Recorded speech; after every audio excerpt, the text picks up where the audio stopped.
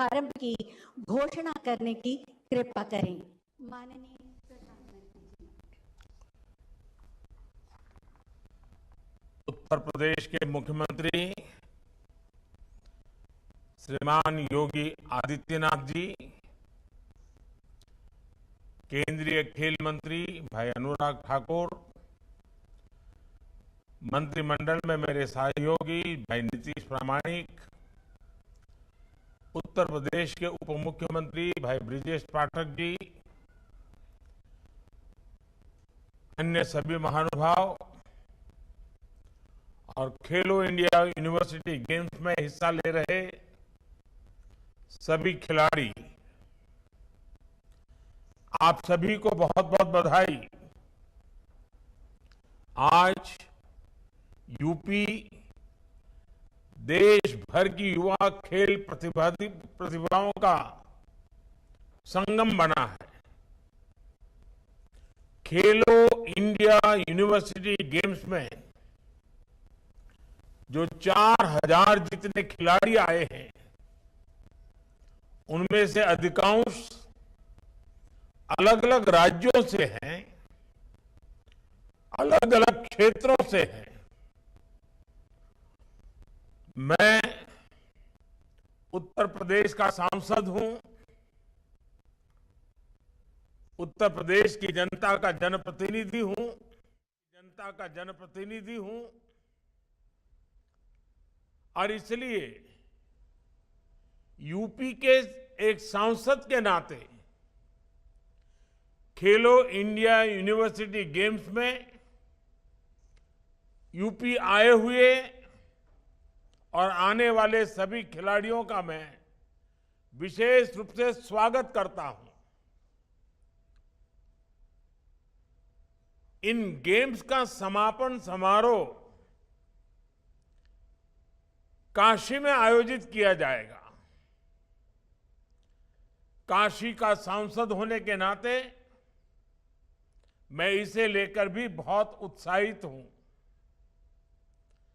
आज जब देश आजादी का अमृत महोत्सव मना रहा है, तो खेलो इंडिया यूनिवर्सिटी गेम्स के तीसरे संस्करण का आयोजन अपने आप में बहुत खास है। ये देश के युवाओं में टीम स्पिरिट को बढ़ाने का,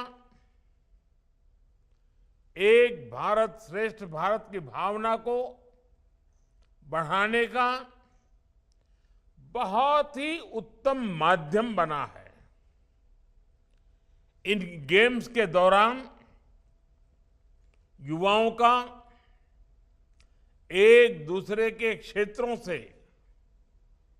साक्षात्कार होगा, परिचय होगा। यूपी के अलग अलग शहरों में होने वाले मैचेज में उन शहरों से भी युवाओं का एक कनेक्ट बनेगा। मुझे पूरा विश्वास है कि जो युवा खिलाड़ी खेलो इंडिया यूनिवर्सिटी गेम्स में हिस्सा लेने आए हैं, वो ऐसा अनुभव लेकर जाएंगे जो जीवन भर उनके लिए यादगार पल बना रहेगा। मैं आप सभी को आने वाली स्पर्धाओं के लिए बहुत बहुत शुभकामनाएं देता हूं। साथियों, पिछले 9 वर्षों में भारत में खेल का एक नया युग शुरू हुआ है। ये नया युग विश्व में भारत को सिर्फ एक बड़ी खेल शक्ति बनाने भर का ही नहीं है, बल्कि ये खेल के माध्यम से समाज के सशक्तिकरण का भी नया दौर है। एक समय था जब हमारे देश में खेलों को लेकर एक उदासीनता का ही भाव था। स्पोर्ट्स भी एक कैरियर हो सकता है, ये कम ही लोग सोचते थे। और इसकी वजह थी कि स्पोर्ट्स को सरकारों से जितना समर्थन और सहयोग मिलने चाहिए था वो मिलता नहीं था। ना तो स्पोर्ट्स इंफ्रास्ट्रक्चर पर उतना ध्यान दिया जाता था और ना ही खिलाड़ियों की जरूरतों का ध्यान रखा जाता था। इसलिए गरीब और मध्यम वर्ग के बच्चों के लिए, गांव देहात के बच्चों के लिए खेल में आगे बढ़ पाना बहुत मुश्किल था। समाज में ये भावना बढ़ती जा रही थी कि खेल तो सिर्फ खाली समय बिताने के लिए होते हैं। ज्यादातर माता पिता को भी लगने लगा कि बच्चे को उस प्रोफेशन में जाना चाहिए जिससे उसकी लाइफ सेटल हो जाए। कभी कभी मैं सोचता हूं कि सेटल हो जाने वाली मानसिकता की वजह से न जाने कितने महान खिलाड़ी देश ने खो दिए होंगे। लेकिन आज मुझे खुशी है कि खेलों को लेकर माता पिता और समाज के दृष्टिकोण में बहुत बड़ा बदलाव आया है। जीवन में आगे बढ़ने के लिए खेल को एक एट्रैक्टिव प्रोफेशन के तौर पर देखा जाने लगा है और इसमें खेलो इंडिया अभियान ने बड़ी भूमिका निभाई है। साथियों, खेलों के प्रति पिछली सरकारों का जो रवैया रहा है उसका एक जीता जागता सबूत कॉमनवेल्थ खेलों के दौरान हुआ घोटाला था। जो खेल प्रतियोगिता विश्व में भारत की धाक जमाने के काम आ सकती थी, उसी में घोटाला कर दिया गया। हमारे गांव देहात के बच्चों को खेलने का मौका मिले, इसके लिए पहले एक योजना चला करती थी, पंचायत युवा क्रीड़ा और खेल अभियान। बाद में इसका नाम बदलकर राजीव गांधी खेल अभियान कर दिया गया। इस अभियान में भी फोकस सिर्फ नाम बदलने पर था। देश में स्पोर्ट्स इंफ्रास्ट्रक्चर विकसित करने पर इतना जोर नहीं दिखाया गया। पहले गांव हो या शहर, हर खिलाड़ी के सामने सबसे बड़ी चुनौती थी कि उसे स्पोर्ट्स की प्रैक्टिस के लिए घर से बहुत दूर जाना पड़ता था। इसमें खिलाड़ियों का बहुत समय निकल जाता था। कई बार दूसरे शहरों में जाकर रहना पड़ता था। बहुत से युवा तो इस वजह से अपना पेंशन तक अपना यानी इस प्रकार का जो उनका जब पैशन था, उनको करने का जो मूड था, उसको भी छोड़ने के लिए मजबूर हो जाते थे। हमारी सरकार आज खिलाड़ियों की इस दशकों पुरानी चुनौती का भी समाधान कर रही है। अर्बन स्पोर्ट्स इंफ्रास्ट्रक्चर के लिए जो योजना थी, उसमें भी पहले की सरकार ने 6 साल में सिर्फ 300 करोड़ रुपए खर्च किए, जबकि खेलो इंडिया अभियान के तहत हमारी सरकार स्पोर्ट्स इंफ्रास्ट्रक्चर पर करीब करीब 3000 करोड़ रुपए खर्च कर चुकी है।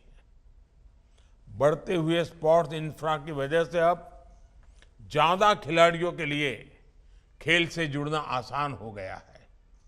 मुझे संतोष है कि अब तक खेलो इंडिया गेम्स में 30,000 से अधिक एथलीट्स हिस्सा ले चुके हैं। इसमें भी 1,500 खेलो इंडिया एथलीट्स की पहचान करके उन्हें आर्थिक मदद भी दी जा रही है। इन्हें आधुनिक स्पोर्ट्स एकेडमीज में टॉप क्लास ट्रेनिंग भी दी जा रही है। 9 वर्ष पहले की तुलना में इस वर्ष का केंद्रीय खेल बजट भी 3 गुना बढ़ाया गया है। आज गांवों के पास भी आधुनिक स्पोर्ट्स इंफ्रास्ट्रक्चर विकसित हो रहा है। देश के दूर सुदूर में भी अब बेहतर मैदान, आधुनिक स्टेडियम, आधुनिक ट्रेनिंग फैसिलिटीज बनाई जा रही है। यूपी में भी स्पोर्ट्स प्रोजेक्ट पर हजारों करोड़ रुपए खर्च किए जा रहे हैं। लखनऊ में जो पहले से सुविधाएं थी, उनका विस्तार किया गया है। आज वाराणसी में शिग्रा स्टेडियम आधुनिक अवतार में सामने आ रहा है। यहां पर लगभग 400 करोड़ रुपए खर्च करके युवाओं के लिए आधुनिक सुविधाओं का निर्माण किया जा रहा है। खेलो इंडिया प्रोग्राम के तहत ही लालपुर में सिंथेटिक हॉकी मैदान, गोरखपुर के वीर बहादुर सिंह स्पोर्ट्स कॉलेज में मल्टीपर्पज हॉल, मेरठ में सिंथेटिक हॉकी मैदान और सहारनपुर में सिंथेटिक रनिंग ट्रैक के लिए भी मदद दी गई है। आने वाले समय में खेलो इंडिया प्रोग्राम के तहत ऐसी ही सुविधाओं का और विस्तार किया जाएगा। साथियों, हमने इस बात पर भी फोकस किया है कि खिलाड़ियों को ज्यादा से ज्यादा प्रतियोगिताओं में हिस्सा लेने का अवसर मिले।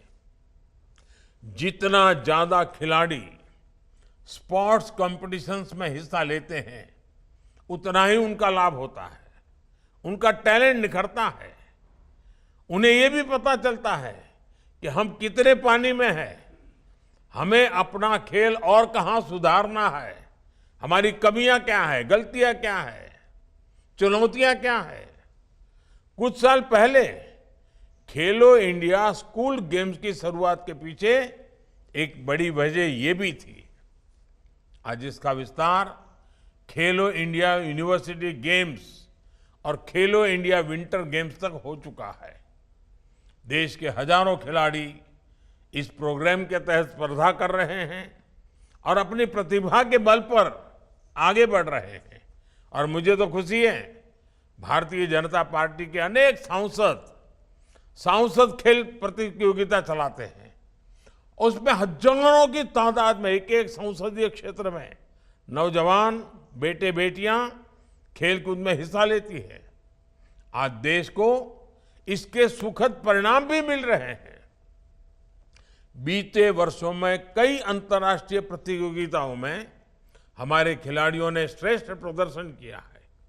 ये दिखाता है कि भारत के युवा, हमारे खिलाड़ियों का आत्मविश्वास आज कितना बुलंद है। साथियों, खेल से जुड़ी स्किल हो या फिर खिलाड़ियों को सर्वश्रेष्ठ बनाने के लिए दूसरी विधाएं हो, सरकार कदम कदम पर खिलाड़ियों के साथ खड़ी है। हमारी राष्ट्रीय शिक्षा नीति में स्पोर्ट्स को एक विषय के रूप में पढ़ाया जाना प्रस्तावित है। स्पोर्ट्स अब पाठ्यक्रम का हिस्सा होने जा रहा है। देश की पहली राष्ट्रीय खेल यूनिवर्सिटी के निर्माण से इसमें और मदद मिलेगी। अब राज्यों में भी स्पोर्ट्स स्पेशलाइज्ड हायर एजुकेशन के लिए प्रयास किए जा रहे हैं। इसमें उत्तर प्रदेश बहुत प्रशंसनीय काम कर रहा है। मेरठ में मेजर ध्यानचंद खेल विश्वविद्यालय का उदाहरण हमारे सामने है। इसके अलावा आज देश भर में 1000 खेलो इंडिया सेंटर्स की भी स्थापना की जा रही है। करीब 2 दर्जन नेशनल सेंटर्स ऑफ एक्सीलेंसी भी खोले गए हैं। इन सेंटर्स पर प्रदर्शन को सुधारने के लिए ट्रेनिंग और स्पोर्ट्स साइंस, स्पोर्ट्स यानी उसके लिए भी सपोर्ट दिया जा रहा है। खेलो इंडिया ने भारत के पारंपरिक खेलों की प्रतिष्ठा को भी पुनर्स्थापित किया है। गटका, मलखम, थांग टा, कलीरपट्टू और योगासन जैसी विभिन्न विधाओं को प्रोत्साहित करने के लिए भी हमारी सरकार स्कॉलरशिप दे रही है। साथियों, खेलो इंडिया प्रोग्राम से एक और उत्साहजनक परिणाम हमारी बेटियों की भागीदारी को लेकर आया है। देश के अनेक शहरों में खेलो इंडिया विमेंस लीग का आयोजन चल रहा है। मुझे बताया गया है कि इसमें अभी तक अलग अलग आयु वर्ग की लगभग 23,000 महिला एथलीट्स हिस्सा ले चुकी हैं। खेलो इंडिया यूनिवर्सिटी गेम्स में भी बड़ी संख्या में महिला एथलीट्स की भागीदारी है। मैं इन खेलों में हिस्सा ले रही बेटियों को विशेष तौर पर अपनी शुभकामनाएं देता हूं। साथियों, आप सभी युवा साथियों ने एक ऐसे समय में खेल के मैदान में कदम रखा है जो निश्चित रूप से भारत का कालखंड है। आपकी प्रतिभा, आपकी प्रगति में भारत की प्रगति निहित है। आप ही भविष्य के चैंपियन हैं। तिरंगे की शान को बढ़ाने की जिम्मेदारी आप सभी पर है। इसलिए कुछ बातें हमें जरूर याद रखनी चाहिए। हम अक्सर खेल भावना, टीम स्पिरिट की बात करते हैं। एक खेल भावना आखिर है क्या? क्या ये सिर्फ हार जीत को स्वीकार करने तक सीमित है? क्या ये सिर्फ टीम वर्क तक ही सीमित है? खेल भावना के मायने इससे भी विस्तृत है, व्यापक है। खेल निहित स्वार्थ से ऊपर उठकर सामूहिक सफलता की प्रेरणा देता है। खेल हमें मर्यादा का पालन कराना सिखाता है, नियमों से चलना सिखाता है। मैदान में बहुत बार परिस्थितियां आपके विरुद्ध हो सकती हैं। संभव है कि कई बार निर्णय भी आपके विरुद्ध हो, लेकिन खिलाड़ी अपना धैर्य नहीं छोड़ता, नियमों के प्रति हमेशा प्रतिबद्ध रहता है।